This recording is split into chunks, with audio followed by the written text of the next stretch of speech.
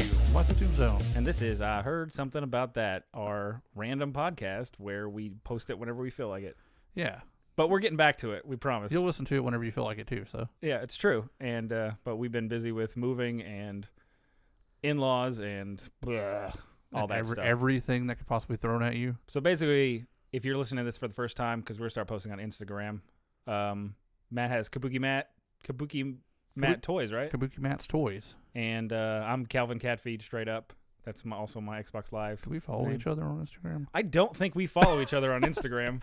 I see you there in the suggested list, and I just kind of click on your name every once in a while. Well, I don't know why I'm not following you. It doesn't make any sense. We need to remedy that. We can't be plugging our Instagrams between our Instagram friends. Yeah, we're gonna work on that. An unspoken law, I believe. But we got stuff where we post a lot of stuff on YouTube, but I think we're gonna start posting more things there, just because it seems easier to reach people that way. Yeah. So it's kind of the new YouTube. I like Instagram. At least I don't have to put up with a bunch of political posts. It's true. Yeah, you can follow who you want to and not. I basically follow a lot of toy photographers. So yeah, we downloaded Reddit, the app. I went to the website and read. If I'm researching something, I usually use Reddit. Downloaded the app today and started going through toy stuff, and it's pretty cool. I like it. I have to try that out. It's kind of like Facebook, but only people post what you think about things you like. Like you kind of subscribe to different subreddits. Like I found one for toy ID because I buy a lot of old toys and resell them and stuff. So sometimes I have a hard time finding what something is. So there's one for just people posting stuff, and you can post a photo and be like, "What's this?" More. That sounds awesome. Yeah, pretty neat. So this week we have two big subjects since we haven't been online in a while, and next week we're going to do a catch-up podcast. Yeah, it doesn't really feel like much has happened since then. It seems like all this kind of happened at once. Yeah, we've been playing some games though, and a lot of trailers, and we've got toys and stuff. But but other than that, we're just going to keep it to two main subjects today. We're going to talk about the final season of Ash versus the Evil Dead, the series finale, final series. And we're going to do a full spoiler chat on Infinity War, which came out last week to a record box office weekend. Yep. Highest grossing movie of all time. I like worldwide. I'm glad. It deserves it. But Matt's not going to spoil Ash vs. Evil Dead because I haven't had a chance to watch the third season yet. Right. I'm caught up on season 1 and 2, so we'll probably talk a little bit about that. Yeah, we're going to talk a general talk about it, and then we'll jump deep into Avengers Infinity War. There's so much to talk about. There's so much to talk about in that movie. But let's do it. What do you got to say? So general feelings about it. Well, I'll tell you this. Tell me. Season 3 starts off kind of and then the last few episodes kind of make you shit, this is awesome. It kind of makes you fall in love with his daughter character and stuff. There's definitely homages to Evil Dead at especially the last two episodes. They're just throwing references at you. Do you think that has anything to do with the fact that they thought they might not come back? Well, here's the thing. Going into it, I had this. I thought they said. I thought I heard this somewhere that they had filmed the final episode to kind of tie everything together, just in case they did get canceled. Guess what? It ends on a cliffhanger. I heard that about that. I'll tell you that much. And it looks like the next season was going to be insane. Insanely awesome. But no, it got canceled, and I have a theory. Something and I'm the only person that's really kind of bringing this up. A lot of people are like, "Oh, we all need to petition Netflix and so and Bruce." It's as soon as it was canceled, Bruce said, "Nope, I'm retiring Ash. That's it." Yeah, I heard that. I read that too. Yeah, and to me, the very last episode, the Ash character says a lot of things that make me sound like he was tired of it at that point. Like he was kind of prepping people because he says a couple of times I've been doing this for 30 years. I'm tired of being covered in blood all the time, and he says that a few things like that a few times in that episode. Yeah, sort of a fourth wall breaking situation. Yeah, and I'm just like I don't know. It seems like maybe he just didn't really care to have a fourth season. That might be it, and just again, the guy's been doing it for 30 years. Eventually, at what point can he be done? Well, he hasn't been doing it for 30 years. I mean, Army of Darkness came out in 1993. He hasn't been Ash since, the new show came out, 2015? He's old, man. Yeah, well, I mean... I know you love it. No, I know. I would respect that he would want to retire. I just wished it would have ended on a note. A better note, yeah. Because I'll tell you this, too. it leaves Kelly and Pablo and his daughter all up in the air. You have no clue what the fuck happened to them. Ugh. Yeah, it's always kind of the worst when they do that with a series finale. Yeah, and I love those characters. Like, I think Kelly and Pablo are awesome on their own. Like, even if Bruce Campbell retired and like they killed Ash or he just retired the character on screen, I think that Kelly and Pablo could carry the show by themselves. They're such good characters. But do you think they'll do that? No, I don't think so.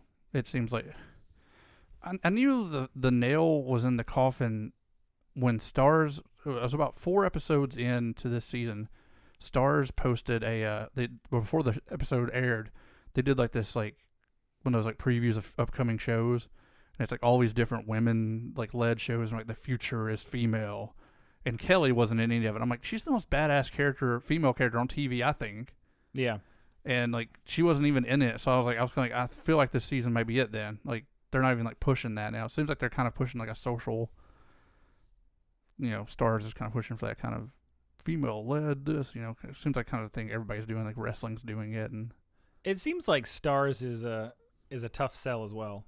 Well, the reason they went with Starz is because Starz gave them no restrictions. They were the only place that said, "Sure, do whatever the fuck you want."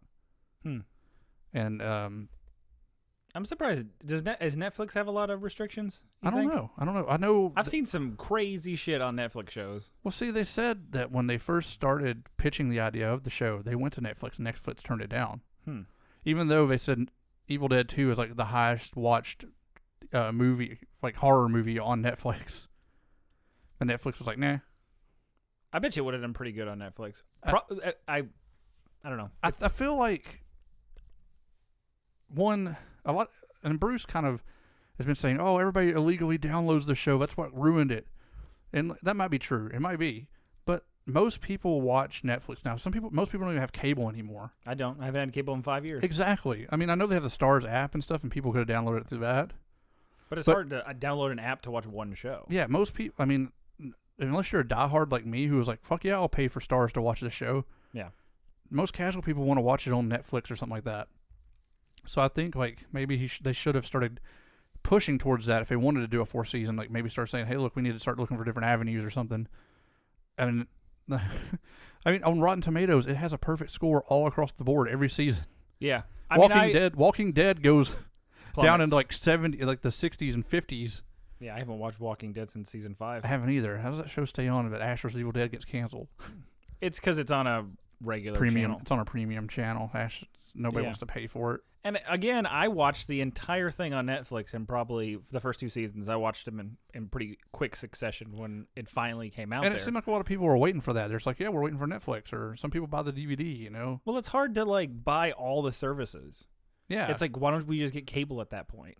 It's like people want like a specific. I have Hulu, I have Amazon, and I have Netflix, and I have Amazon mainly for the 2-day free shipping because that's awesome. Yeah, me too. Whenever you need that, that's all. But you get Prime for free, so occasionally I'll watch something on Prime, but it's very rare. Oh God, she's watching Beyond Belief Fact or Fiction. It's like her favorite thing. It's like the most terribly reenacted ghost stories, and it's always he's been dead the whole time. Like every other story is like, I was talking to a bathroom attendant. Where'd he go? He's like, he's been dead for 6 months. Bum, bum, bum. And I'm like, every time, really? It's always about some dead guy. But anyway, sorry. I got off a little tangent there. No, you said dead, so it's... I think we're still on track. We're still on track. But yeah, I really enjoyed the first 2 seasons. Yeah, and this one starts off a lot differently. Like, I wasn't too thrilled about his daughter character kind of being shoved in there. Yeah. And I kind of feel like Kelly and Pablo kind of got pushed to the side a little bit. But as the season got on, like the last 3 or 4 episodes made you care about the characters a lot more. And I think part of it too is the show is so short, man. It's hard to push a lot of story into a 30-minute show. Yeah, it's definitely a problem there. I mean, you don't get like an hour like Game of Thrones does, Honestly, I would just be happy because when you watch the 3rd season, you'll understand why I'm so aggravated at the ending. Yeah, I'm definitely planning on watching it. Just I need a wait. It's not out on DVD, and yeah, it'll probably be on Netflix. And that's the problem too. Like they wait like a year. Yeah, to put it on it's DVD. a weird Netflix problem. Like they can't put it out until it's out on DVD or something. Or even their DVDs, they wait like a year to put them out. Like, and it's like, why?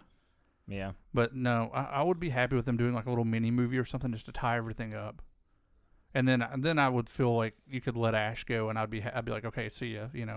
I've had my fill, but the way it ended, it's just like, really, damn it. Like, And maybe he's just tired of it at the moment, and maybe they'll do that because well, he's saying he wants to go on like producing his own films and doing projects he wants to do and stuff. And I'm just like, you're kind of pulling that like Chris Evans and Chris Hemsworth thing that they were saying, oh, we don't want to be Thor and Captain America forever. It's like, dude, you're going to do other roles, but that's your role. That's it.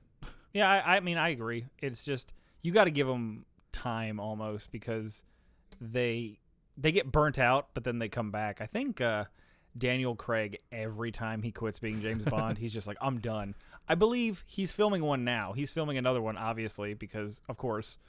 But after the last one, he said, somebody asked him, would you ever be James Bond again? He said, I'd rather slit my wrists, was his exact answer. And it became like this big thing, like he hated it and all this other stuff. And he's just like, I'll do it again. You just got to give him like time to like chill out and relax. And he'll probably, like you said, do a series finale. Because that Sense8 show, I never watched it, but it had a huge following on Netflix. And they canceled it. Same kind of thing. They canceled it in the second season, ended on a cliffhanger. And now they got a series finale movie coming out. They should just ties everything They together. should do that because I follow the set designer on Instagram. He's just like, I can't believe the show got canceled. It was so much fun. And he's like, the stuff we had concept-wise for next season was just out of this world. Yeah. And he's probably just burnt out on it. Yeah, I think so. And plus, he's kind of doing, I want to do my own thing. It's like, yeah, let him do his own thing. Like, I mean, you waited how long for that show to come out? You made Man with a Screaming Brain. That movie's not that good. I mean, if we got that to look forward to, I don't know. The thing is, I've watched a lot of Bruce Campbell with you movies with you, and well, that's one he produced and like directed and stuff too. But he also was in. But it's just like, yeah. I mean, it's hit or miss, you know. He's fun to watch in pretty much anything. He's just so hammy. Yeah, but I don't know. But that's why the character's perfect. I would be happy saying, "See you later, Ash." We appreciate it if I just had a little bit of closure on how that ended. Yeah, I was excited and nervous to hear it from you because I know you watch it, and I was like, I wonder when I heard it was canceled. I wondered if he was going to be satisfied with it. And it sounds like you weren't. No, I would have been. Like I said, I would have been if they had been like, yeah, we've defeated evil. You know, it's right off in the sunset. Even that, I'd be like, okay, they're done. That's it. Yeah. But no, it do you think the other two seasons could have ended? I think the first season. Yeah, the first season they could have stopped, and it would have been fine. The second season, the ending kind of killed the momentum that season had. Yeah, it was a lot of weird like ghost dad stuff and like what it. Well, like you said, they like it seemed like they did like a complete 180 of that last episode, and it seemed like it just. But then they kept everything in for the series finale. Yeah, season finale of season 2. It's just like, why leave all that weird stuff in that doesn't have a place anymore? Record something different. Yep. I will say this about season 3. It did there was some part of it. I know you can like suspend disbelief for that show because it is pretty ridiculous. But like they kind of made death not feel as final in this season. Yeah, that kind of happens. Like, I mean, speaking of that, we can bleed right into Infinity War with that kind of comment. But So check out season 3 when it comes out. Let me know what you think. Yeah, we'll talk about what you think about the ending, and then we'll probably do just a podcast all dedicated to all the seasons and talk about our favorite episodes and and then cool characters. Bruce Campbell or anybody happens to listen to this, we just need some closure. Come on. Yeah. Just let him rest it off. Let him sleep it off. Let him do a project of his own. Hey, the good thing about this is that hopefully Evil Dead kind of gets out of the spotlight for a little while, and I can push my documentary a little easier without having to go through so many loopholes. Yeah, I feel like that probably doesn't help your situation. No, that was what I think. Him doing that whole thing at Wizard World, I had to go through like so many hoops to get just to talk to him. Yeah. Oh, because that's where he first started doing the show. Yeah, and plus he had a contract with Wizard World because like he was like their main star throughout. He doesn't have that contract anymore, so like I had to go through Wizard World plus his agent to get to him. So I was like. So all in all, if the series never completed, like there was nothing else, this is where it stopped. Give me your favorite season, and give me what you would rate the overall series. I would probably say, it's hard to say what my favorite season is. Probably the first one, just because it was so, you really got Ash back. Like it was so fun seeing him return. So. I'm just like, the first season probably stands out the most to me because it was the most exciting. Yeah. The second and third, it was like, I'm just happy that's on, I like it. But the first one definitely held a special place just because it's like, finally, That's how a lot of people, that's why Star Wars took a big hit. Yeah. Because everybody was so happy when it came back, and then the other one was like, it's not as good as the last one that you brought all this nostalgia with, but it's still good, you know? Yeah. It's kind of hard to, like, recreate your first time seeing something. And then you said, like, rate the seasons? Yeah, like, no, just overall the whole series. If it's never continued. If it's never continued, I'm happy with it, but I'm just, the last episode of the last season just killed it for me. Like, yeah. It's like, damn it. I mean, and the episode before the last episode of this season is amazing, like because there's so many Evil Dead references and Army of Darkness references that are so like well placed. Mm-hmm. It definitely felt like more like an Evil Dead movie, that episode did, than any of the other episodes did, because they did a lot of the crazy zooming in cameras and like just weird off the wall shit. So it was like that episode felt more like the movies than any of the episodes of any season. Yeah. Except for maybe the first one, because the very first one was directed by Sam Raimi, which does bring me to one more point. I know I'm getting a little long-winded on this. You're good. I did read a thing saying that since Sam Raimi only did the first episode, maybe that's kind of why people weren't really into it, because like you've taken 50% of the equation, because people love Sam Raimi's camera work plus Bruce Campbell's acting. So when you only have Bruce Campbell's acting and you have people, just random directors doing the episodes, maybe there's a piece of that missing, like the magic. And it'd be poetic for him to do just one more hour episode. Yeah, and have just wrap it all up. Sam Raimi and him and all of them come back together for one last like hour episode, hour and a half, a movie. You know, even if it's like a direct-to-DVD thing, just something to wrap it all up. All of them come back together and finish it, and then then we can say, all right, you've wrapped it all up, and we can move on now. Yeah. If you don't want to be Ash anymore, fine, go be that guy from Burn Notice. He was pretty. Sam Axe, right? He was pretty good in Burn Notice. Yeah, he was. He's a good actor. People don't. I know people give him the hammy credit, but he's a very charismatic actor. So yeah, he was very good in McHale's Navy. Oh yeah, he was in that, wasn't he? Yeah. Forgot. Bruce about Campbell's that. the only person who could have ever made me watch McHale's Navy. If that says anything about you, Bruce Campbell, just so you know, I watched McHale's Navy just for you. I almost got that mixed up with that movie Down Periscope that had Leslie Kelsey Grammer in it. It's kind of the same movie. But that and Dusk Till Dawn 2, where Bruce Campbell dies in like the first 2 minutes of the movie. Like he was in Maniac Cop too, wasn't he? He was Maniac Cop and Maniac Cop 2. He was only in Maniac Cop 2 for like 4 seconds. Though. Yeah, he dies pretty fast in that one too. That's his thing. He just does a movie and then he comes back for a sequel to die. But yeah. So out of 10, what would you rate it? It's gonna be a 10 for me, just because it's my favorite. Yeah. Anything, there's nothing I love more than Evil Dead. So even with the bad ending, I'm still thrilled to have what I have. It just sucks that something so creative and off the wall and weird and stupid and funny and scary can't stay on TV because nobody wants to watch it. If it was a fucking home renovation show, it would have like 15 seasons. Yeah, people don't handle gore very well, which is weird because Walking Dead is fairly popular. That's what I'm saying. Like, Walking Dead has some pretty gross stuff, and it's fucking stupid at this point, and it's still going. Still going, man. On and on and on. Daryl Dixon's coming to Nashville with the Fan Fest. Isn't that all he does? Is Walking Dead and comic book? I guess him and Stephen Amell. Stephen Amell's coming. That's all he does too. Oh my god! All he ever wanted to be was a cop. Are you kind of tired? I don't know. You probably don't go to a lot of comic conventions, aren't you? Kind of tired, but aren't you kind of tired of like how it's like more of a celebrity convention than a comic convention anymore? Yeah, I mean, I hate that. It kind of sucks, but Comic-Con's the same way. Yeah, it's a trailer spectacle. But Lexington and Kentucky, they do a really big comic convention. I know we're going off subject here, but they do a really big comic convention up there, like a big Wizard World one. But they also started doing like a stripped down, like they're like, this is a bare bones, like back in the day, toys and comics, and that's it. No celebrities, no nothing. So they do like a really big, like kind of just old school comic convention that doesn't focus on trying to get you in to meet a celebrity. Yeah, I think that's awesome. I don't care about meeting celebrities. I know that sounds. I don't know. I don't get it. I'll never pay to get someone's autograph. Yeah. Like at a book signing, if I'm buying their book to get it autographed, sure. That makes the most sense to me. But if I go to a booth and I bring like a VHS or a DVD or something, and they're like, yeah, that's $10. I'm like, no. Yeah, pass. Yeah. I already supported you. I bought this. Yeah, just sign it. That's it. Yeah. You pay me to write your name that takes you half a second? Yeah. No. I paid for the autographs from everybody from Evil Dead 1 just because they all interviewed with me. So I was like, I'll support you since you obviously took the time out of your time to come talk to me. But And so if anyone wants my autograph, I'll give it to you for free. No charge. well, yeah, we'll be at comic conventions here soon. We won't have a booth. We'll just be standing in the corner. We'll just be there. We'll just have a sign that says, I heard something about that nobody, podcast. Nobody knows what we look like unless you look us up on YouTube. It's like, true. On our PT's toy box. We'll get some pictures up of us. Some like real. We need ones. We need to find somebody to make animated versions of us for the podcast cover. Yeah.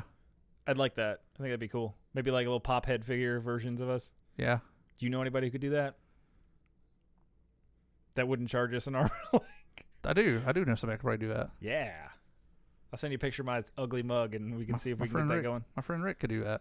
Yeah, there you go. See if we can get a little animated versions of us and I'll put it on the shout out Rick. Shout out. We're gonna hit you up for drawings of us. Okay, well, I got all that off my chest. We'll talk more about it whenever you finish it, and then yeah, we'll do a whole like review and maybe at that point some new news will come out for it. Yeah, like I said, I plan on watching it. Just yeah, there's a lot of shit to watch right now. Exactly. I mean, so it's hard to keep up.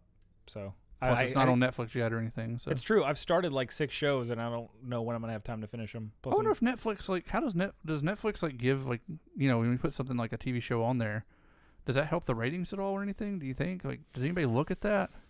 I don't know how it works. I don't know if it is any consolation, but every Adam Sandler movie that goes on there, his original ones, yeah, they're all terrible. People watch the shit out of them. They're the most viewed things on that and Fuller House. People love it. And I don't understand it. I really don't get where it's coming from. I don't know if it's nostalgia. I don't know if it's people mindlessly watching it. Sometimes people are accusing Netflix of after you watch a show, it just starts it anyway, so it gets that view. I don't really know how that works. Well, it still goes back to me like thinking back to how Netflix people watch something and then they're like, oh, I don't really like this, and they'll change to something else. Like it's so instantaneous. You're not forced to really watch anything. Yeah. Like that's why I was talking about like back in the day when me and you would go to like movie stores. We'd rent random ass movies and you had to watch them. That's how you found. Yeah. That's how you found Evil Dead 2. That's how you found all these Troll 2, all these weird ass movies you remember.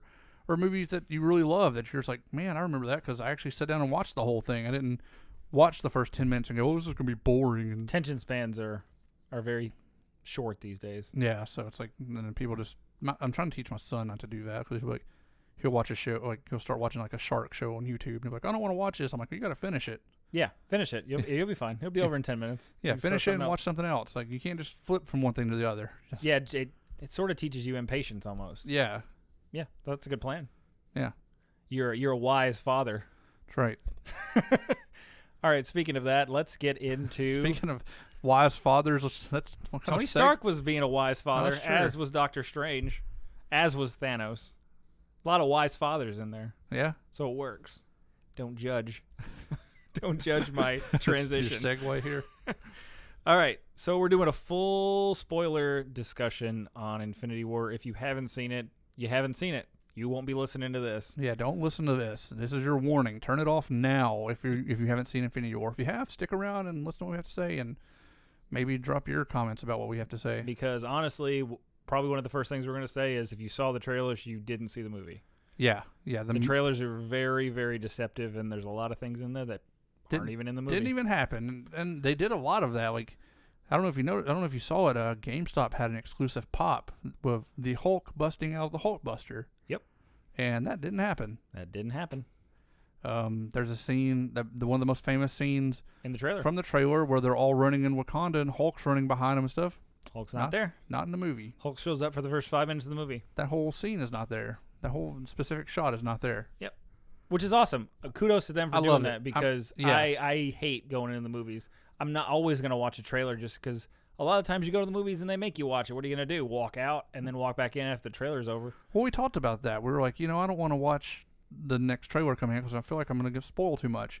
This one did such a good job of just deterring you. Misdirection. Because me and you, I think we even talked about it on the podcast. We're like, yeah, this is what's going to happen based on what we saw in the trailer. Thanos shows up on Earth. Spider-Man's probably the first one to see him. He probably takes out Spider-Man. And we're so far off from that. So off. So we'll start right from the beginning. So, I mean, we'll probably just go through this scene by scene or set by set just because it's probably easier just to remember it that way. I want to say one thing about that, kind of how you brought it up to me that some people are complaining because it's a little too all over the place and it doesn't really hold your hand. I thought it was perfectly balanced. I think everybody got a moment to shine. And I did too. I think, to me, it reminded me of reading a comic book because in a comic book, it goes like the first few pages are like usually in a location. Bam, next few pages are in another location. Bam, next few pages may go back to that location or go to another location. It's kind of, a comic book kind of moves you all over the place. Yeah. And you can't just watch one long section, then watch one long section. You want to be like, I was constantly on the edge of my seat because it was like I was watching something, I was getting really invested, and then they cut away. But they never cut away to anything that was boring. Yeah, they made everything. The only thing I felt was fairly, like, the only thing that kind of didn't have my full interest was like the Scarlet Witch Vision stuff. Yeah. Other than that, everything was like, because Vision's kind of lame. don't say it too loud, my girlfriend will cry. Oh, she likes Vision. Yeah. Why? Because he's kind and like a earth being or something, like a hippie robot. So, funny bit of trivia, Paul Bettany, who plays Vision, was the voice of Jarvis. Yep. And Jennifer Connelly actually plays Spider-Man's voice in his suit. Yeah. And they're married in real life. Huh. So that's how she got like the gig. Like he was just like, oh, just have her do it. Huh. So I thought that was kind of funny Neat. and interesting. But anyway, let's start at the beginning. It picks off right after Thor Ragnarok. Yeah. Like literally that last shot. Actually, no, because didn't it? Well, not the last shot. No, but it's actually a little bit before that because it's wasn't in Thor Ragnarok. Didn't the Guardians find Thor? No. We thought that was going to happen, remember? But the only thing that happened was a ship kind of pulled up.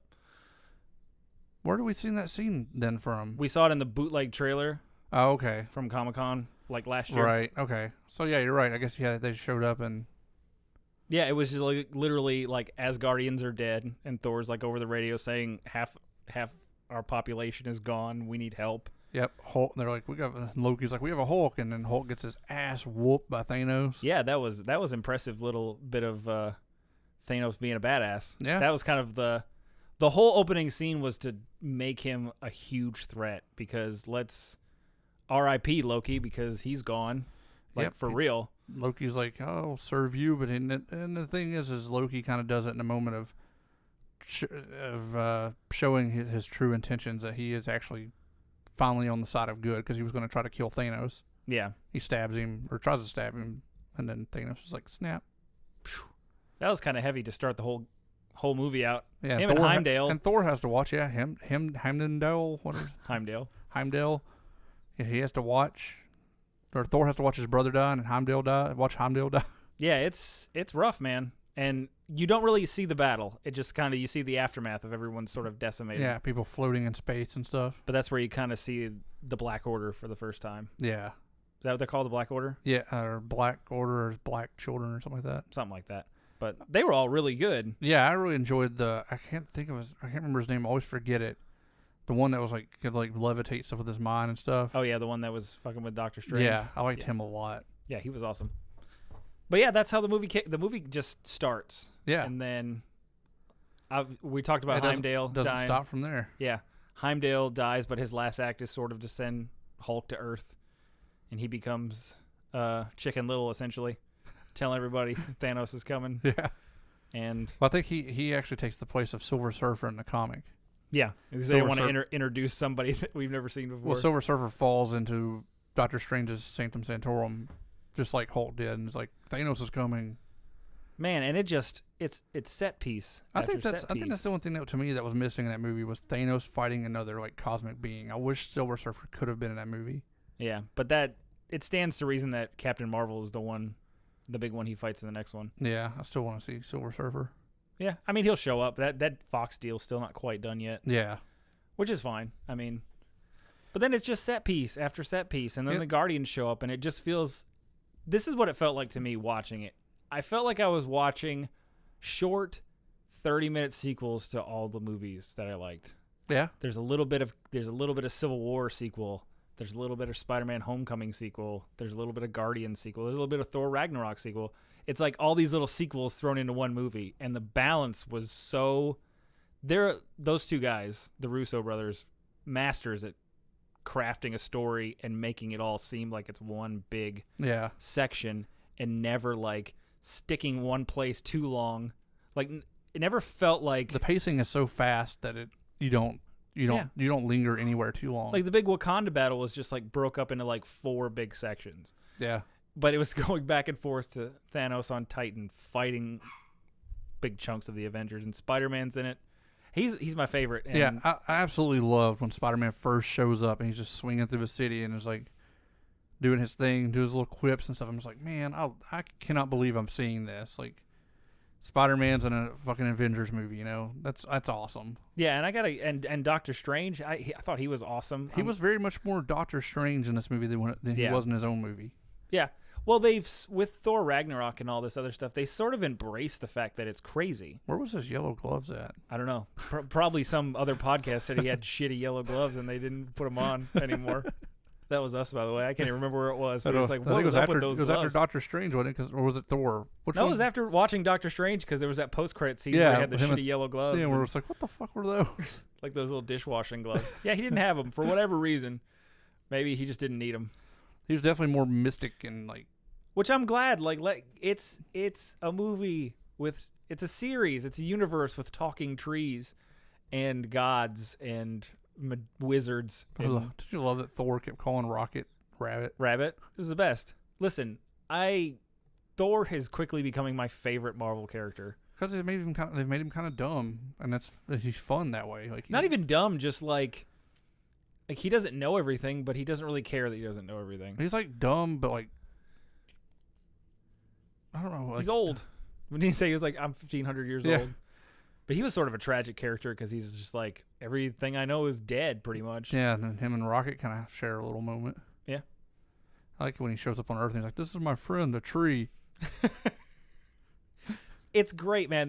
The pairings in this movie were awesome. That was one thing I did miss, and that was Captain America throwing a shield around. I feel like he should have had a real shield at some point. Yeah. Well, that's my theory on... And he wasn't as prevalent in this movie as I thought he would be. That's sort of my theory, is this was a big culmination of a lot of things. And we won't get into the ending, but we won't get into the ending yet. But halfway through the movie, I was like, Captain America's not going to die.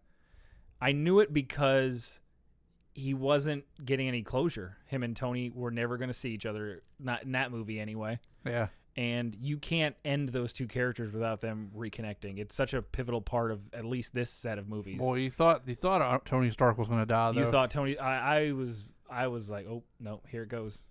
But we totally did not call anybody when we were on our podcast saying who's going to die. We're like, oh, Captain America or Iron Man. Yeah. Nope. Neither one of them died. Yeah, I definitely thought it was going to be Captain America because I thought he was going to get played up a lot more. Yeah, he wasn't in the movie that much. Like, it was like all the original Avengers were separated. And all the original Avengers lived. Yeah. Did you notice that? I did notice that.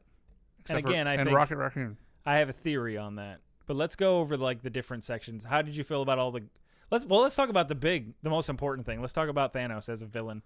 This movie is definitely a Thanos movie. Oh my God, he was incredible. Yeah, I loved him. And I wanted to talk about, there's a lot of CG in this movie. Tons. But there's a difference between the CG in this movie and the CG in, say, Justice League. Yeah. In Justice League, you're like, God damn, this looks terrible. Yeah, there's a lot of emotion in his face. Well, this, and like, you can tell, sometimes you can be like, oh yeah, that's CG, but you appreciate it. Yeah. You're not criticizing it because you're like, man, they put a lot of work into that. Or like something like Justice League or some of these other movies, just like, you can tell they just kind of rushed it, and it's like, Well, just look at the villain in this and look at the villain. I mean, they showed Thanos pretty much for the first time. This is the first time he's had more than like 3 lines in a movie. Yeah. So in theory, this is sort of his debut. We've been warned about him for 10 years. Yeah. But this is sort of his debut. This is where he's got actual screen time. And they wrote and executed him so well. He's such a more fleshed out character than Steppenwolf ever was. Yeah. Because he was just a generic villain who wanted to rule the world. And that's not at all what Thanos wanted. He wanted balance, and he felt it was his burden. It was his cross to bear. That's what he was talking about. His planet, he tried to warn them, we got to stop. We're overpopulating, and then all of a sudden his planet's dead. Yep. Because there's nothing left. So he thinks he's doing the universe a service. It's his life work. He's kind of, to me, that's like some of the best villains, the ones who think what they're doing is just. And I got to say, he's not wrong. in theory, he's not wrong. It's terrible to say that after you watching like everyone vanish. But he's right. There's way too many. We have an overpopulation crisis on this planet, let alone how many could they possibly have other places. Right. It's just we won't ever see it. But in 200 years, we're going to be out of food, out of places to stay. It's going to get rough. Not for us. Maybe Thanos will show up and... Maybe. But that his arc leads to one of the most surprising moments in the movie. Him killing Gamora? Him throwing Gamora off a cliff. She didn't see it coming. Well, let's talk about right before they get there, who they run into. That was pretty good. The mysterious specter of... The Soul Stone. Fucking... Red Skull. Yeah. I recognized his voice. I was like, I think that's Was it the same actor that played his Yeah. Didn't he? Because I know he was like, I'm never going to do this He again. hates it, yeah, but I'm sure they were like, here, we'll give you $5 million. Yeah, and he's like, oh, well... What else have I been in lately? Exactly. It's fine. He can do it for 5 minutes. It might have even been a CG I was saying, and most or of makeup. I was going to say, most of them CG anyways. He was like a floating specter. Well, maybe they just did somebody in a makeup and just had him do voiceover work. Maybe. He probably would have done that. Because, I don't know. He was Megatron, but he had no idea what the Transformers even were. He's just like, they were just like, read these lines. He's like, okay. But yeah, that was a very tense moment that everyone in the audience sort of was like, as soon as he said it, it was like, oh shit. Everybody knew it was going to happen because you saw the look on his face, but she didn't think it was going to happen because she didn't think he cared about anything. Yep, and he's just like, nope. Yeah, throw you off it was a cliff. very slow and methodical, Bye. and he didn't want to do it. And man, that was a heart-wrenching scene right there. Yeah. And I mean, I don't think she's really gone. The whole soul stone thing kind of leaves a big loophole. Well, so does the time stone. The time stone true. is like, oh, I can just go back in time and bring whoever back. Yeah, I kept wondering, like, how's he traveling? And that's what the space stone. I didn't know. Yeah. I didn't realize that's what the space stone did. That was until, from the afterwards. Tesseract, isn't it? I think so, because he kind of just left right after that. Yeah. So I don't know which one he had first. The power, probably, because that's what made him so strong. What about when the Guardians do find Thor and Star-Lord's like doing that whole talking like he's like in... Oh yeah, that was great. That was like, hilarious. James Gunn wrote all the Guardian scenes. I know he wrote them, but he didn't have any say on who died or who lived. He said he didn't have any kind of say on any of that. Well, that's kind of a bummer for him. I mean, if he's writing the other movie, but it's a comic book movie. Yeah. Let's be honest. Some of these people, we know most of these people aren't gone. Yeah, obviously. I mean, they've got to make another Spider-Man. They were talking about Spider-Man Homecoming 2 being like the next phase. They're just going to kill. No, come on. That's the only downside to the ending. But all the Guardian stuff was great. I mean, Drax is, again, hilarious. Yeah. I can't even handle him. I don't even know what it is. Him and Thor, because it's Thor's just bluntness of he doesn't necessarily know everything, but he doesn't care, and he's not really bothered by anybody. So I kind of love that. But Drax is just I think a lot of it's Batista's like delivery too. Batista's gotten like that down now. Like he knows how to make Drax just. I randomly laughed throughout the day thinking of him like. I was like, how long have you been there? Because it's like Gamora and Star-Lord have this really important scene about you have to take me out, and if it happens, you have to promise, and then you just hear a crunch, and then you turn around, and Drax is just standing there. How long have you been there? An hour. And he was like, it's just his delivery. He's like, an hour. And it was just like, I've practiced the art of standing very still, and he's just like doing this very slow. We could see you.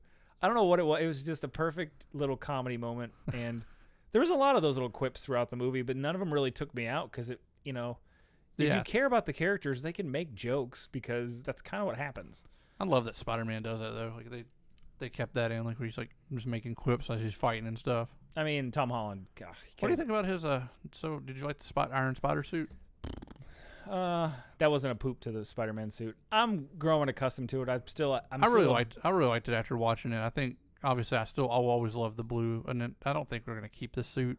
Yeah, because it was kind of like more like Tony Stark threw it on Spider-Man to save his life. Yeah, it's like a space suit almost. Yeah, so I do like it though. I do like it better than the comic book version because the comic book version's like just gold and red. Yeah, so it's like I did like the legs and stuff that came out that sort of helped him out.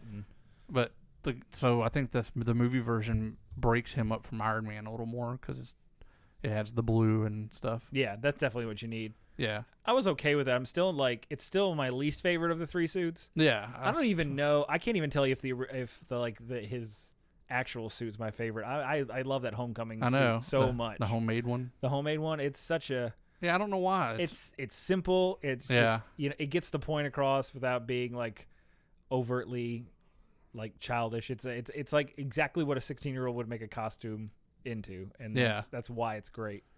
But I mean, all that stuff, all the scenes were inventive. I really liked Doctor Strange using his portals and his magic, and you got to actually see him being a wizard. Yeah, that's what I loved about him. It was just like he felt more like a Doctor Strange comic book character in this one than he did, like I said, in his own movie. Which obviously his own movie he had to go through his origin and stuff. But I hope to see more of this, even though he faded away too. And then we're not even getting. We haven't even gotten into the Wakanda battle yet. Do you have a theory on why Doctor Strange handed him the Soul Stone? Because the Time Stone? I believe Tony Stark is integral to defeating Thanos. I think if he was going to die, the only way for him to live is to give it up, because that's the only thing Thanos wanted. Well, Doctor Strange would say there was 1 in like 14 million. I think it's all Doctor Strange's plan. I think in his 1 in 14 million, he handed over the stone. I think that's part of. I think everything happened that way. Yeah, I think so. I think that's a lot of people's theory is that it all happened. I mean, it's not necessarily the way he 100% planned it, but he knew. By handing it over, that was their one probable chance of winning. Yeah. And also that, again, Iron Man Tony Stark is integral to defeating him. So if Thanos would have killed him there, all bets would have been off. Yeah. And let's not pretend like he can remember all 14 million possibilities. I think of this too.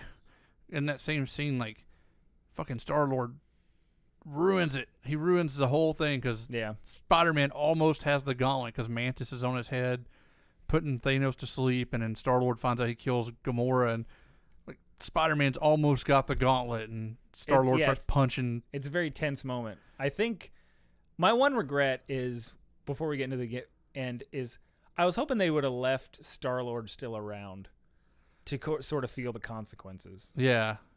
Of what he did. I thought it was kind of weird that Rocket is the only one of the Guardians that survived. Like, there's no one but Rocket.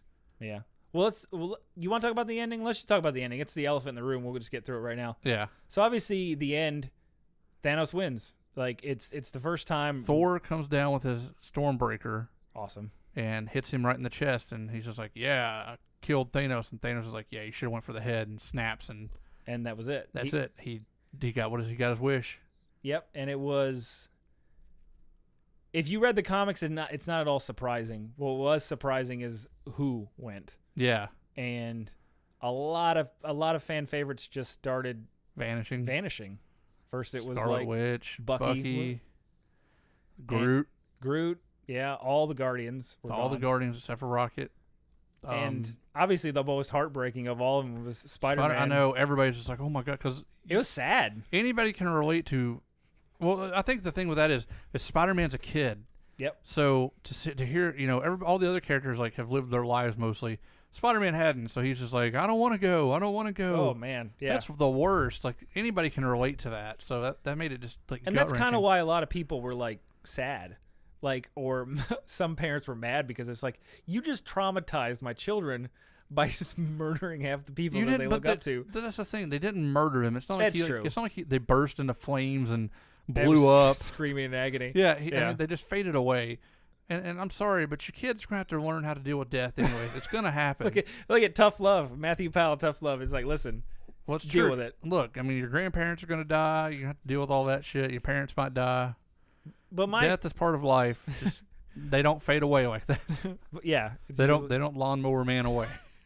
But my theory on the ending, I kept talking about this. My theory on why they did it the way they did, and why who was left was because you have 18 movies, and you fit masterfully. You fit them all in there. Yeah. Every character got a moment. Even people from Black Panther, even Ned got a moment in the movie. It's one line. That was it. And that's all you really needed. But the reason I think they got rid of who they got rid of was so that the original Avengers are what's left. Yeah. You whittle the cast down as much as you can so that you can focus on who started this whole thing. Yep. You can get Tony and you can get Iron Man. Sorry, Tony is Iron Man. Sorry, you get Iron Man and Cap back together. Yep, and then they kind of have to figure out their problems to figure out the problem of the world. Exactly. And I think Avengers 4 is going to be a much more personal movie, and it's going to give those two characters who more than likely won't make it through that movie, at least one of them won't, their moments without this huge cast to deal with. I agree with that. And it's a smart decision to do that. It's a smart decision to make it in 2, and it's a smart decision to make the cast smaller for the 4th one. And didn't they kind of throw us off with that? Because they've named Avengers, the next Avengers, they were calling it Avengers 4. They were calling them Avengers Infinity War Part 1 and 2, and then they changed it to just Avengers 4. Yeah. Which made a lot of people go, oh, is Infinity War going to be like it's on its own? And I thought it was at first. Do you think they threw us off with that too? Like, yeah, I think that might have been deliberate to think. Because the war's over, and I'm glad. I know a lot of people I did see saying like they hated that it ended on a cliffhanger. But I'm like, I'll take it. Would you imagine watching all that, trying to how much we would have lost if you were trying to make that one contained story with a beginning and an end? Yeah. In that one movie, you would have lost so much of that movie. So take it, go with that cliffhanger because the next one is going to be amazing too.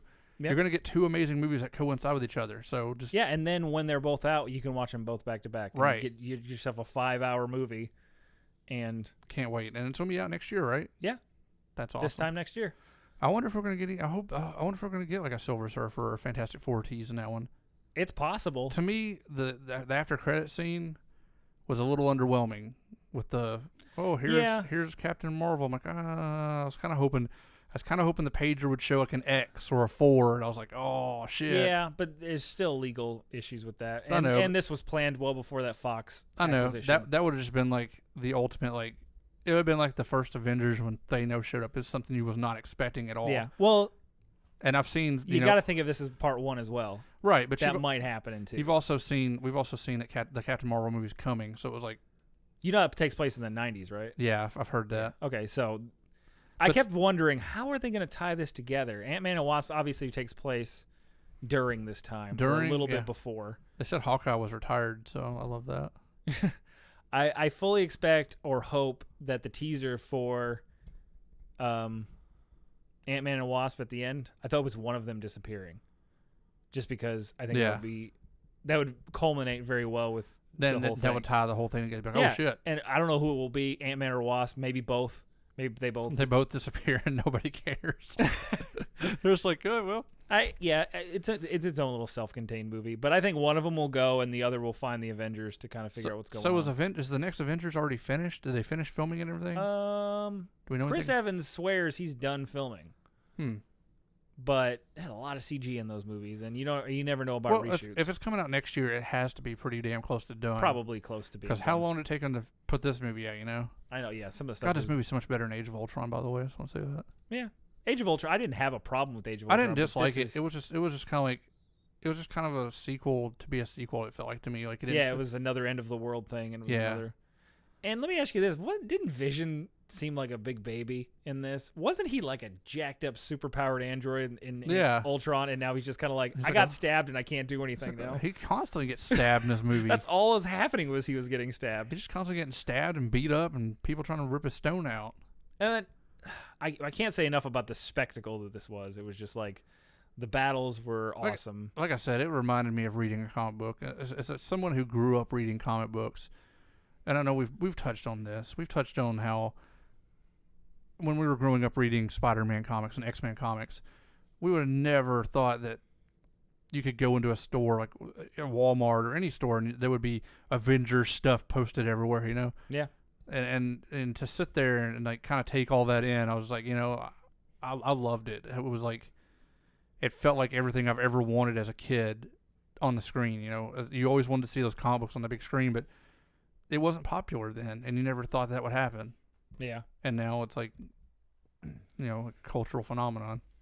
So give me your three favorite scenes or parts of the movie that just kind of gave you goosebumps, chills. The first one that gave me the most goosebumps was watching Spider-Man when he just shows up. Like, he's in the city and he's helping out. Yeah, you see the big thing, and then you see they did a brilliant cut to just him in the bus. Like, I don't know, something about that. You're just like, fuck yeah.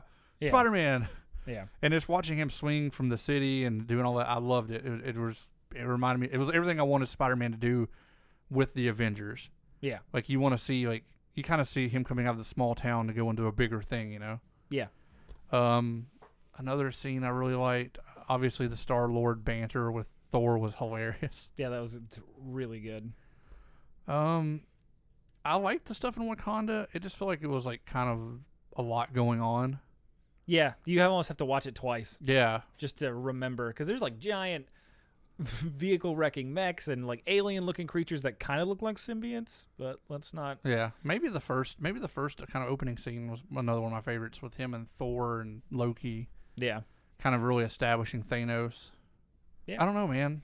So many good scenes. Like I know the first one definitely that really just made me like kind of smile and kind of put me in the mood of like, yeah, this is gonna be something special. Was Spider-Man just showing up and just yeah. I'm with you on that because I'm a huge Spider-Man fan. I thought that was great. I really liked. It was the same. Well, sorry to cut you off. It was kind of like the same thing in Civil War when he showed up in Civil War, and you're just kind of like, fuck yes. Yeah, you finally Spider-Man, yes. Well, he is my favorite superhero. There's nobody else compares to him to me. I don't know what it is. I think it's just like he's sort of lighthearted, but he's sort of a badass. He's got a good rogues gallery. Yeah, I love Spider-Man too.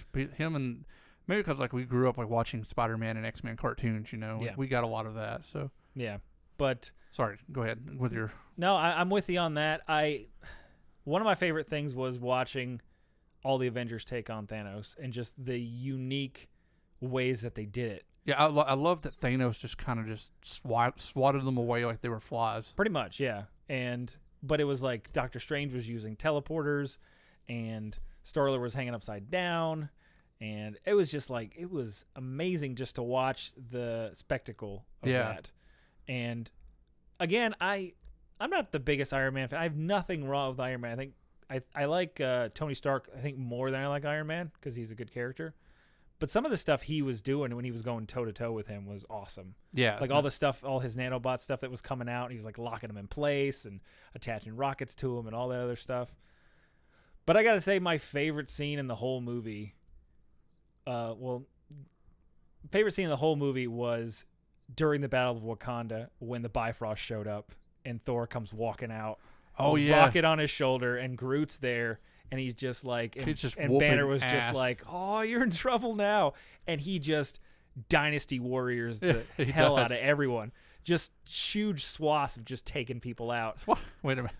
Speaking of Thor with the Stormbreaker, what about Peter Dinklage as a giant dwarf? That was quite the fucking surprise. I gotta say he's awesome too, man. He was sort of like tragic, and his hand, like the only thing he ever did with his whole life was forge weapons, and Thanos sort of like made his hands where he couldn't do anything. I know a lot of people like there's Peter Dinklage is on the movie poster credits. Like a lot of people were speculating that he would be like Oliver Trask from the X-Men movies.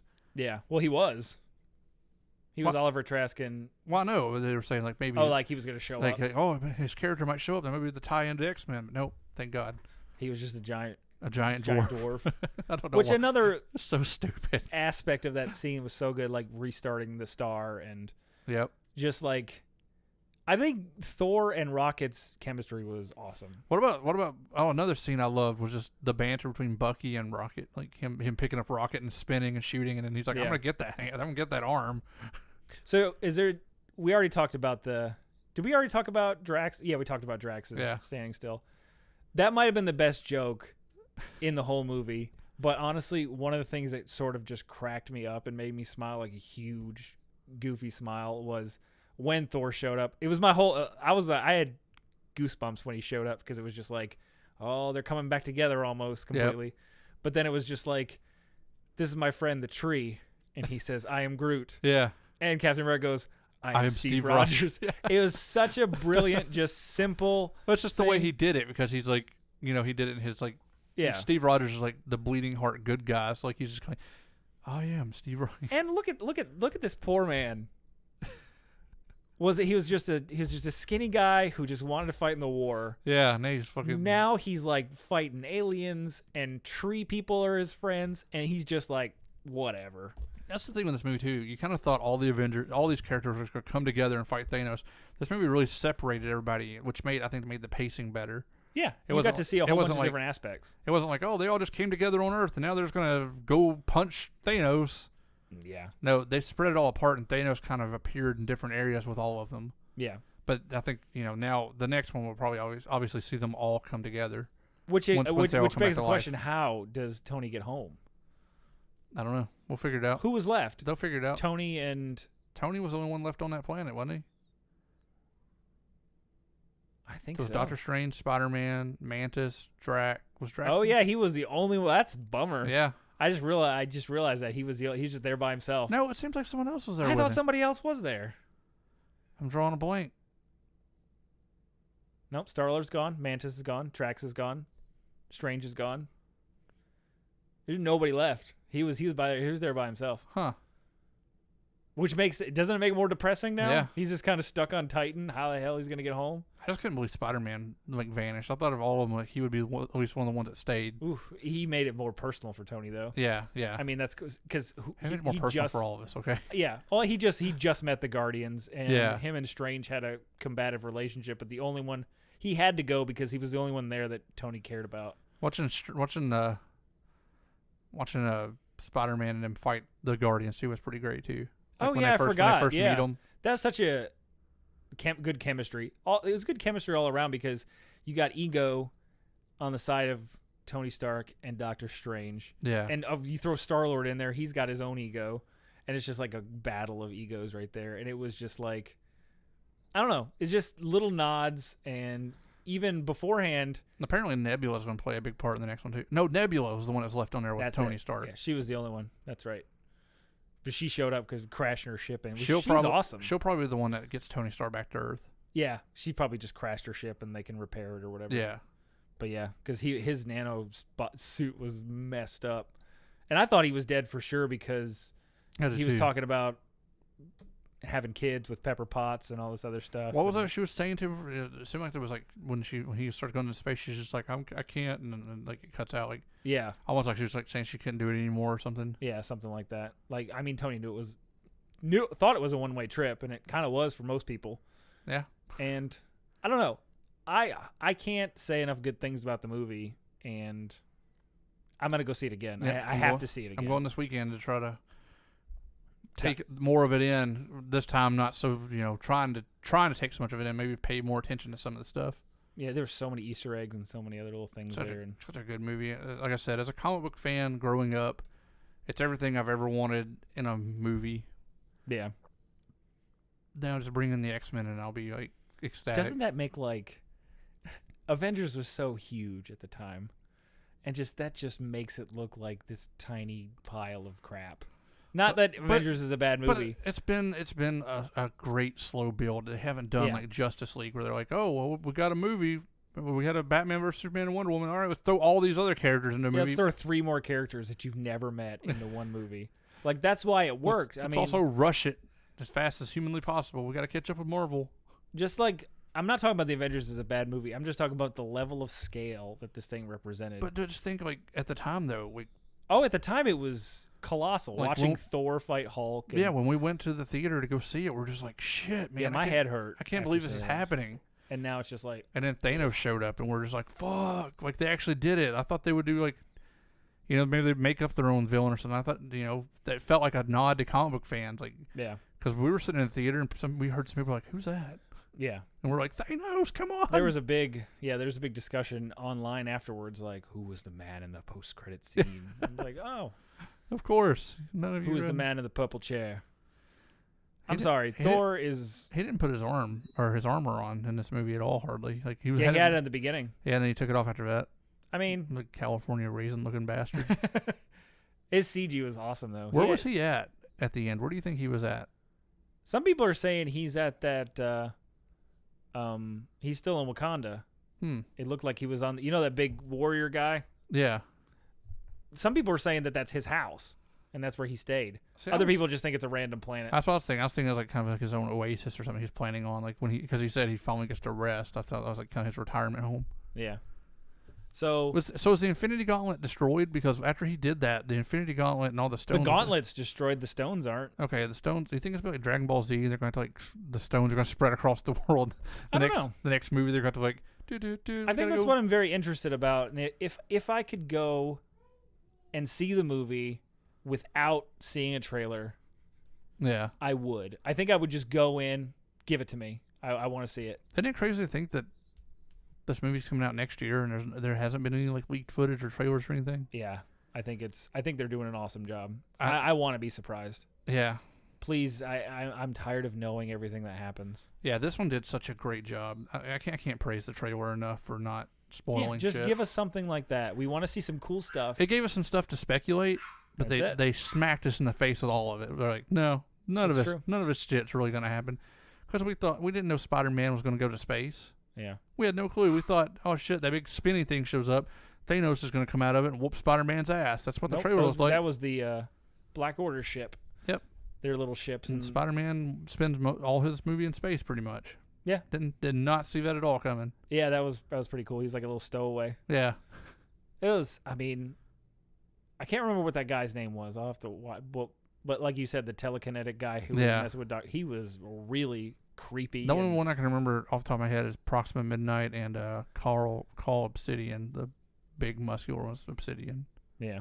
I can't remember I remembered it yesterday and I can't remember it now. Corvus or something like that. Something like that. But they were good mini bosses. Yeah. I liked it. I like the fact that like Thanos wasn't trying to fight everyone like he had. They're all dead now, by the way. Yeah. Like, I think she got squished. I think what happened to the glaive guy? He just got stabbed in the back. Yeah, I think so. I don't remember. I have to watch it again. And I think the big old guy got. Let's talk about Bruce Banner, the Hulk, not wanting to come out. I know. Like, that was a real big surprise in the movie. Yeah, as like I said, like a lot of stuff showed like the Hulk will be in this movie. No, he's in the beginning and gets decimated. I think a lot of it's because he was scared. He didn't want to fight Thanos again. That's true. Yeah, everybody's like, "What's wrong with him? What's wrong?" It's like it's obvious. There's only one first person that got his butt kicked. There's only one part of that movie that kind of made me laugh. That's like as far as like the visual effects, and that's at the very end when they're all kind of standing there, like after everybody kind of vanishes and like Bruce Banner's Bruce Banner's kind of hanging out in the Hulkbuster suit. It looked like almost like they just kind of took a pen tool and drew him into it. Yeah, it did look a little. I was awkward. like, it looks fucking weird. Well, they didn't want to show him like inside the suit. I know, like, it was just funny looking. Wanted to see his face, but yeah, it literally just looked like they like pasted him onto it. Didn't really try. But they posed. They prepped for a big Hulk comeback.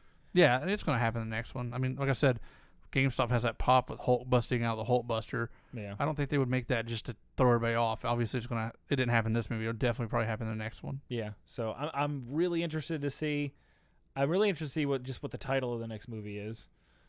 You know, and what are your theories on how everybody's coming back? Because they're coming obviously back. It's got to be the Time Stone. Something's got to happen with that. I'm assuming.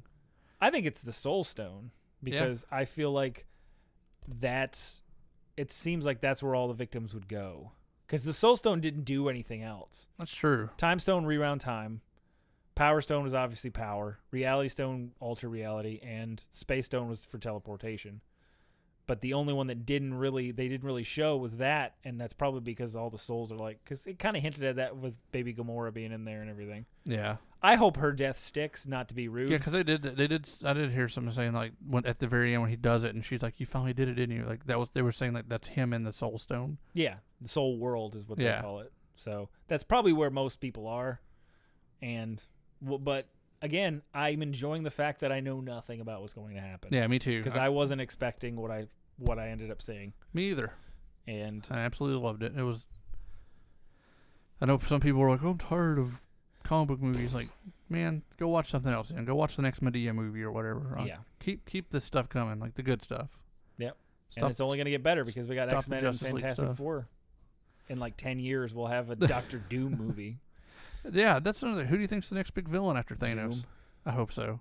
He's a good villain that's never been given credit, and I think if they've him right, botched him so many times on film. That's true. If they do him right, I think he could be very formidable because he's just as like powerful as Thanos. He destroyed all the realities, didn't he? Yep. Because you could introduce the Fantastic Four, but also introduce Doom in that movie, but not introduce him as the full-on villain. Yeah. But like to have the Fantastic Four fight a lesser villain. I mean, you're getting closer and closer because Captain Marvel, the main villain, are the Skrulls. Yep, I heard they that. They were a big enemy of the Fantastic Four. Yep. And God, I can't wait till the X-Men finally show up in this. That'll be my next big like, holy shit, I can't believe this is happening moment. Yeah, I hope they do it like they did Spider-Man. Just take your time. Yep. Find the right character. Yep. Find the right person to play him. That's all we need. And write them well. Make them look cool. Yeah. I could go for a muted version of Wolverine's costume. Yeah, I want a short, ugly, hairy Wolverine. That's what I want. Do you want him to have those little horns on his front face? That's awesome. Or are you over it? I mean, I think they could do it. They've made every other costume look plausible. It's true. Captain America's is probably the most awkward, but the most plausible looking. But his has changed over the years. Like, his has gotten better. Like, the first one looked kind of weird, then, like, they've adapted it more and more to where it looks better and better. Yeah, it's more muted and much more, like... Yeah, not so over the top. Yeah. But I'm glad they threw that in the first Avengers where it was him in the leotard doing promos for the war. that was a surprisingly good movie, too. The Captain America movies, like, all of them were, like, really good. Yep. Yeah, the only one I haven't seen yet is Black Panther. That's the only one I haven't seen. I'll watch it when it comes out. It's okay. Yeah, that's what you said. You said it's an origin story. Yeah. That's really kind of like Doctor Strange was and Ant-Man. It's like they're good for what they are. I'm glad I saw Doctor Strange though, because I'd have been confused. Yeah, you'd be like, what the? Like LJ's sister, she's got to watch Doctor Strange and Spider-Man: Homecoming. So I was like, so we're taking her this weekend. 'Cause she didn't go see it with us. So we're like, you gotta watch these two fucking movies. You're gonna know what the hell's going on because you're gonna be like, who's that? What's that? Yeah, what's going on? I know somebody who didn't see Civil War or Thor Ragnarok. How confused must they have been? Wow. Yeah, that's probably one of those people. That's probably some of those people who are complaining about not holding your hand. Like, yeah, I don't understand what's going on. Did you watch all the other movies? Yeah, it's kind of like reading a comic book. You can't read the last one. You can't read issue 4 without reading issue 1, 2, and 3. Yeah, exactly. Well, you ready to get out of here? Yeah, let's. Can't praise that movie enough, man. Yeah, it's excellent. And that was thoroughly surprised. I'm glad that the trailers threw us off so much because I think that made it even more enjoyable. Yeah, I like not knowing. It's always my favorite, and you can't avoid something like that. Yeah. There were trailers for it everywhere. And I do enjoy trailers because they do get you hype. I just don't enjoy the ones that kind of give everything away. Like Spider-Man: Homecoming kind of did that, but Sony handled the trailers for that. I heard. Yeah. So they're not. And we were also pleasantly surprised with Homecoming. Yeah, there was a lot of stuff in, but yeah, the pacing of the whole movie was kind of shown. Yeah. You know, they shouldn't have shown him losing his suit and all that other stuff. Yeah, you kind of seen how the movie was going to play out. Even though it was really good, it still was like, oh, okay. Yeah. Hope the next one's really good. I can't wait for the next Spider-Man movie, too. Like, it's going to be good. Everybody says they said that's going to be everyone's return to reality after the events of Infinity War and Avengers 4. What about Venom, by the way? You want to talk about the Venom trailer real quick? Yeah, to do a quick discussion on that, like a real quick one. Yeah. I mean, it looks fucking boring. Yeah, I don't know how I feel about it. I like Venom's design. I like the fact that they're doing the tendrils, and I like Tom Hardy's like dual voice. Yeah, I like the dual voice thing. I don't like his Brooklyn accent. He almost sounds like he has like a mental problem. He always does weird things with his voice. Like, yeah. When he did Bane, everyone was really like, "What is going on with this?" I know. But you know that's both his voices though. In the trailer, that's not somebody else's voice. That's cool. I like that. That is a drastically different voice. Maybe that's why he chose the one he chose, so he could just differentiate. Well, I mean, Brooklyn people do sound kind of like that. So they do. But I don't know. The fact that it doesn't really tie into anything makes me once again just be like, eh. Apprehensive about it. I'll go see it because although the IMDb page does rumor Tom Holland to be in it, but that's a rumor thing. Yeah, a rumor thing. I mean, I don't know. We'll see when it comes out. I mean, obviously he doesn't have any spider powers. It looks like he's only going to use tendrils. It doesn't look like he was shooting any webs. Yeah. And I'm assuming his front isn't going to have a spider on it. I'm assuming he's going to be all black. Yeah, I'm curious to see what happens. I just feel like I feel like Venom should have been saved for a really good Spider-Man sequel, like 2 or 3. Who do you think would be the next Spider-Man villain? I'm hoping Mysterio, man. He'd be pretty good. I would love to see Mysterio on screen. Yeah, he would be pretty good. We've done Lizard already, poorly. I think you do Lizard better, way better. Yeah, you could do Lizard better. I would say Norman Osborn probably.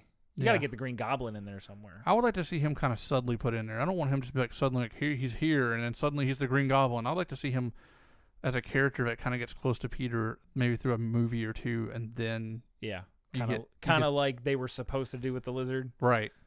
Like Connors was there for all 3 movies, but then he was just kind of like, yeah, we're not making a 4th because why not?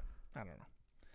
I'm curious. I'm more curious about the Venom movie than anything else. I don't really know. My thing is, I hope it flops really bad because I know this is a Sony power play to try to be like, look, when Spider-Man's contract runs out, we've got this hit movie we can throw him into, and we'll get his rights back. No, I just don't know how it blends with. It's not. It's the Spider-Man. That's why. That's the only part that was very jarring about me. It felt like a very Well, everything in it looks like everything, like the story and everything, just seems really boring and generic. It doesn't seem like anything special. Yeah, I'm curious. I'm curious about it, but I don't know. We'll definitely go see it, but I'm just like, to me, once again, it's like it's a huge Sony power play. Yeah. It feels like, and I wish they would just say, look, just stick with the deal you've got with Marvel, extend it, because Spider-Man only has like 3 movies, I think, with Marvel Studios and Sony. Yeah. And then they have to renegotiate the contracts, or Sony gets them back. I mean, have you seen? God, they need to. They have to. Sony can't be that fucking stupid. I mean, they didn't make that stupid Ghostbusters movie, but yeah, but look what's happening with Spider-Man. Spider-Man's like being praised, and like it's a lot more than before. It's like the old days of Spider-Man when Spider-Man was the only superhero movie. Fucking, I mean, Sony failed twice with Spider-Man. It's true. So I don't know if they failed the first time. They definitely failed the second time. No, they both sucked. Oh, you're talking about the Amazing Spider-Man. Yeah, the Amazing Spider-Man. Oh, well, Sony had the original Tobey Maguire Spider-Man. Yeah. The first 2 were good. First 2 were good. Third one's... Oof. It's First 2 is a lot of marketing problems. Yeah. Because it was just like, we need toys. Yeah. Let's throw Venom in here. Well, that's the problem. That's why Sam Raimi didn't want to do Venom, so he's just like, fuck it. Here's a shitty version of Venom. Yeah. He didn't like Venom anyway, so... Yeah. I mean, Venom only works if it's an antithesis to Spider-Man. I know, that's my problem. It's like, it's not a... We haven't even gotten to the Peter Parker's a photographer part yet, because he's still a kid in high school. Yeah. So there's I heard somebody complain, they're like, I didn't like the last Spider-Man because he's so young. I'm like, why don't you want to be like a middle-aged man? Yeah. It makes more sense for him to be young. Like, I do understand, like, I do the old cartoon and the old comic books, he worked as a photographer for J. Jonah Jameson and all that. He was fairly older, but... In comics, you can grow people up really fast. But I like him being younger. Everybody else is old in the movies. Let him be the young one. Yeah, exactly. And it makes him more exciting and more like you get to see him like the wonderment of like everything he's doing. Yeah. Whereabouts just like, yeah, I've got powers, I whoop ass, and he's just like, even in Civil War, he's like in the middle of like punching somebody, he's just like, whoa, shit. Yeah, he's really excited about it. Yeah. Good stuff. All right, we're gonna get out of here. Yeah, go see Avengers Infinity War and don't disappear. Matthew. Oh no, Nick is lawnmower manning on me. He's turning into little bubbles. I've seen the best meme. I've seen a picture of Bucky and Captain America side by side, and it was like, if you stare at this picture long enough, you'll start to hear Toto's Africa. That's funny. All right. See you later. Bye. Good shit.